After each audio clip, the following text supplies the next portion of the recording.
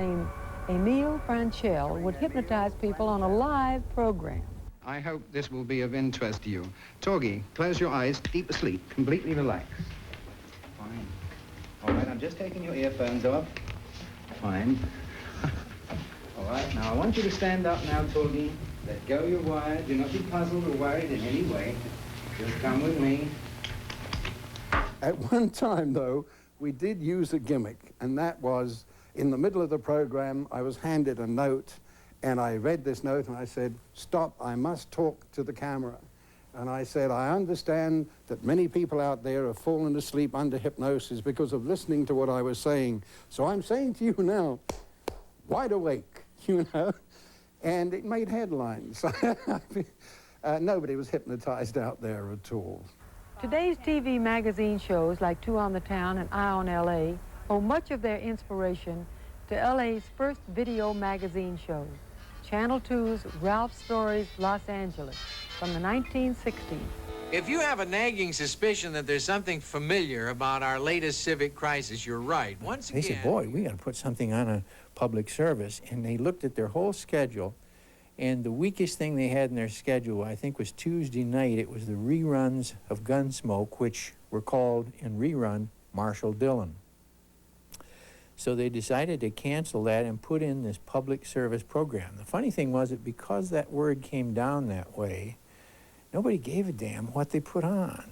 They said just public service, no commercials, sustaining, no rating, none of the requirements that anyone would ever have for a decent television program. One of KTLA's most popular live shows in the 1970s was dedicated to the proposition that television could provide a lot of assistance to people who had big problems.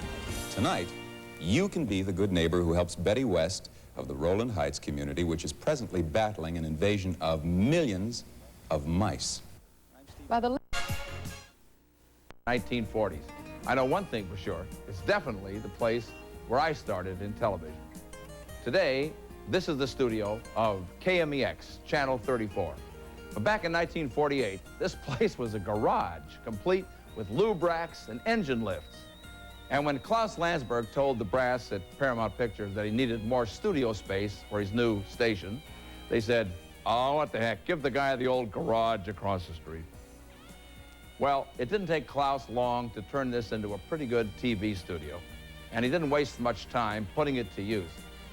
I had started a couple of years earlier as a young radio actor, also doing cartoon voices alongside Mel Blanc on dozens of Warner Brothers cartoons. One of the Warner's directors I'd worked for was a man named Bob Clampett. One day in 1949, Clampett called and said he had the beginnings of an idea for a TV children's show. When I showed up at his house, a brilliant young actor named Dawes Butler was waiting there. Took the two of us out to his garage, another garage, where an art director had constructed a puppet stage. Over the next couple of weeks, we created the first Beanie script. Then one day, a bright young man named Klaus Landsberg came into the garage and watched us go through the show. When we finished, he said, "That was terrific. This is Friday. Could you start Monday?" We could, and we did. Beanie began as a daily 15-minute show on March 7th, 1949. Turned out Klaus Landsberg's faith in us was justified because the show went on to win 3 Emmys and a Peabody Award and ran for years. You want to go watch a television program? Because, you know, I kind of like it. Oh, I don't know. It's not like vaudeville. Oh, I'd like to get you on the slow boat to China. Hi, Cease. Hi, boy. Howdy. Hey, when are we heading for China, boy? I'm all ready to go.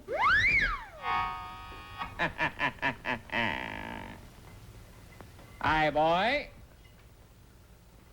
How are you? Just fine, doll. The name is not Doll. My maiden name is Cecil. Cecil the seasick sea serpent. Dawes Butler, who had played Beanie and Uncle Captain, among other characters, remembers those crazy days just as well as I do. No, except that one time, you see, we'd have a character going off, and then we had a guy over there to do it. And so I said, well, maybe it was Beanie. So I said, well, I gotta go now. I'll see you later. And another thing he did, too, was that they would creep up. so we would pull him down so you wouldn't see my arm. And so I walked away. I'll see you later, Cease. And I walked over, and instead of taking it off and putting on another one, he pulled it down so it was on tight. I said, and I walked back in again. I thought you were leaving. I was. Why didn't you? Well, I thought of something. What was it? I forget. I'll see ya. And I walk out and look at him. You know, so I put it down. He goes. So I walked back in again. You know, finally, I walked away and said, this time I'm really going. He said, well, thank goodness, because it's going to be a long show. And I walk off, and he was walking over. I went, and the whole puppet just goes off like that. Even before we started with Time for Beanie, it was a rather historic children's show being aired by KTLA. It was called Sandy Dreams. Not only was Sandy Dreams the first children's television show ever presented in Los Angeles, it was also the first TV show of any kind west of Chicago to have a regular written script. Just think of it. For the first time, people didn't just stand in front of a camera and wing it.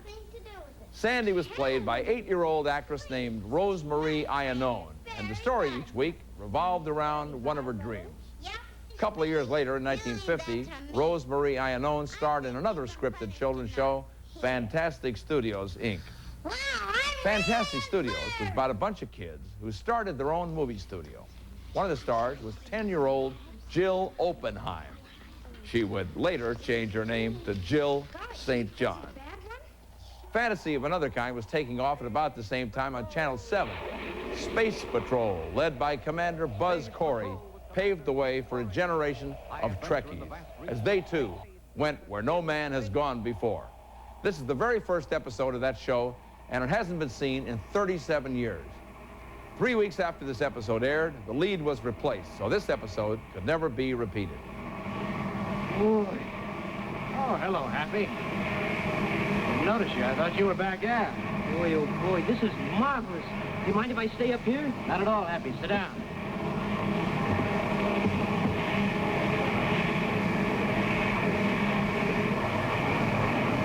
Absolutely unbelievable. The past fared just as well as the future on kids' shows. One of the biggest hits was the Tim McCoy Show, featuring that outstanding American Indian actor, my old friend Iron Eyes Cody. Let us meet every once in a while and talk this way, and our hearts will be big, and everything will be wash-steady. Wash-steady. That's an old thing we used to say when I was a boy up there on the Sioux Reservation, the Arapaho Reservation. I see you, my heart is good. Wash-steady. Now it's wash-steady. But Tim McCoy said, wash-steady. When we get in the parade, it says, yeah, Tim, Monday is wash-steady. And throw him off, you know. A long-running KTLA show was Playcrafters Club with Arnold Pike. Hi, everybody. You're in time for another meeting of Playcrafters Club. Well, did you have a busy day at school today? Well, then just sit back and relax and have some fun, because today we're going to show you how to make a Playcrafters baseball game. Be sure and join us tomorrow afternoon at the same time when Playcrafters Club meets again. The subject will be how to make a garden. In the late 1950s, Ding Dong School was produced at KTLA. Oh, what are you doing? Where? On the sofa? The 1960s saw the beginning of another kind of children's programming. Shows hosted by a personality who played the part of something like a sheriff or a clown or an engineer. Take, for example, Channel 9's popular Engineer Bill Stulla. Green light. Be ready. Red light. How we doing down there? Red light. Up. Up. Green light. We're going to catch you that green light. Red light. Green light. Red light. Oop. I think we're about... Earl C. Anthony got a television license. And my wife said, why don't you get into the television business? And I said, Ruth, short, fat, bald, where do I fit into television? I don't. She said, well, get in there while nobody knows what they're doing. And I followed her advice, and surely enough, nobody knew what they were doing, so we were all starting even. At KTTV, Sheriff John Rovick, was beloved by LA kids for 18 years. Come on now, laugh and be happy, and the world will laugh with you. When people see you smiling, they can't help smiling too. When you look out the window to a dark and gloomy day. I walked through the door singing one day, and the flat was a door that they shoved into a slot in the wall, and repeated putting that in and dropping a pin in it, it wore it out. And one day I walked through the door and closed the door singing, "Laugh and be happy," and I heard this splitting sound, and I was lip-syncing with my record, and then I heard the splitting sound, and then also a key light behind me started to go dark, and the door was following me, falling over on me, and I'm singing, "Laugh and be happy, and the world will laugh with you," and the door fell down on me, and I held it like this and looked over, and one of the prop guys grabbed the door, and I kept singing, never lost my words, and got around to the counter, and every time things would go wrong, the crew would say, how's he gonna get out of it, because it's on camera. And I got to the thing, and "Laugh and be happy all the live long day," and I said, you know, they just don't build sheriff's jails like they used to. And at Channel 13, kids were being entertained daily by Jimmy Weldon and Webster Webfoot. Get up, get up, get out of bed. Hey, thank you for letting us be a part of the 40th anniversary. Time passes so quickly, it just seems like yesterday we were right on the air live back in the early 50s. Yeah, I love you. Bye-bye. Here at KTLA, Frank Herman, Skipper Frank, brought his cartoon carousel to appreciative kids. Good morning. Good morning. There's a child on there. Good morning. Good morning. So I went in and talked to Klaus on a Monday, and I said, what am I going to be? He says, I don't know. What do you want to be? And I said, you're still owned by Paramount? He said, yes. I said, can I go down to the wardrobe department and find something, and I'll call you? He said, okay. So at 3 o'clock, I'm down in the wardrobe going thing, and all I could find is things that will fit midgets. I couldn't find anything that will fit me at all. Finally, I found a blazer and a yachting cap. I get on the phone because you never took Klaus for granted. It's about 20 minutes to 4, and I'm down at Paramount, and you know, I call him. I said, Mr. Landsberg, all I can find is a skipper hat and a blazer. What do you think of Skipper Frank? He says, that's lousy. I says, that's what you got. And Tom Hatton was with KTLA almost from the beginning, doing everything from news to announcing the dramatic shows. But for a generation, and today as well, Tom Hatton brings Popeye to Channel 5. Okay, now treasure hunt time. As you know, the way we play our treasure, A couple of years, from like 52 to 54, I never appeared on camera. I just did the morning, good morning, this is Channel 5, KTLA, the key station of the Paramount Television Network. We were the only station on the Paramount Television Network, but we evaded that by saying the key station.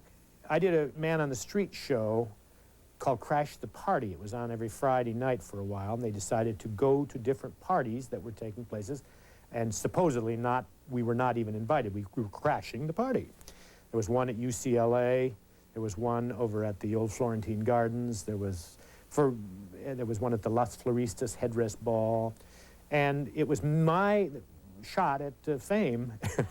If Tom Hatton did almost everything at KTLA, Vance Colvig seemed to be doing everything, everywhere. At Channel 2, Vance was good old Buck Sure Shot.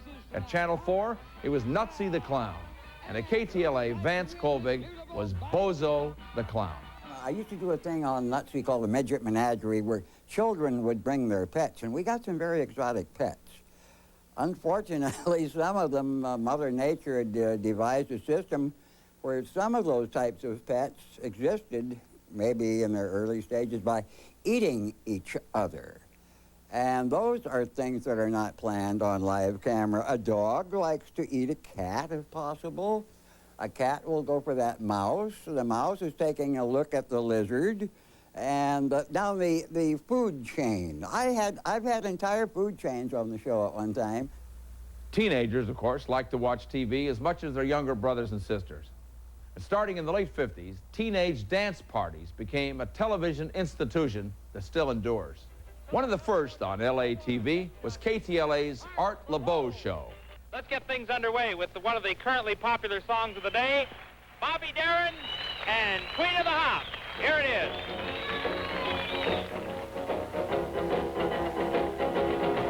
Well, you can talk about your Julie and your Peggy Sue. You can keep your Miss Molly and your Mary Lou. When it comes to the chicken you're doing about. I got a girl they call the queen of the house. Channel 13 got into the act with the Lloyd Thaxton Show. I want to get one eye and a big mouth if I can do it. See, I'm looking at a mouth. If I look over that way, see what happens with the eyes? If I go like that? How many people can do this, huh? They roll their eyes. I had Roger Miller on one time. He'd just written King of the Road, and he was singing, and they had an extreme close-up on him. He forgot the words. He'd just written the song, and he forgot the words. And he's going, and he looked at me, and he says, Lloyd, can we do that again? And I said, no, Roger, we are live. And he goes, live? We're live? And then he just kept vamping. He had his whole group on there all going, jung, jung, jung, going live. Well, I guess I should remember this. I wrote the song, didn't I? He goes, King of the... And he went right back into it again. Well, if you were watching that, it was wonderful. It was wonderful television. A little later, back on KTLA, Shebang premiered, and it was an immediate hit. Shebang was hosted by one of the best-known voices in all of broadcasting, Casey Kasem. Well, it's really hard to believe, but it's been a full 12 months, a whole year on this day, a year ago, Shebang began. And well, we want to do this show, and Bob Eubanks can't do it, and Dave Hull can't do it, and you would be our third choice. I said, great. And they sing the song called Break On Through, They Are the Doors, everybody.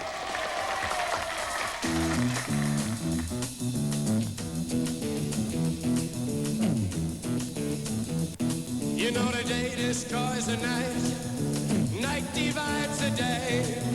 Try to run, try to hide, break on through to the other side, break on through to the other side, break on through to the other side, yeah. They sometimes say that kids' shows on television make TV not much more than an electronic babysitter, you know.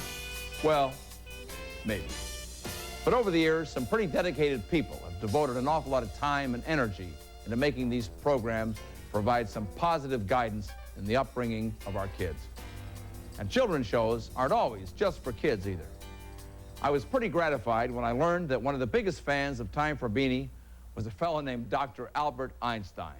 We received a letter from a nuclear physicist at Caltech who told us that one day at a high-level meeting of physicists, Dr. Einstein stood up, pulled out his big gold watch and said, "Gentlemen, you will have to excuse me now. It's time for Beanie," and walked off. So maybe you like kid shows, and maybe you don't. But what the heck? As my old pal Al Einstein used to say, everything is relative.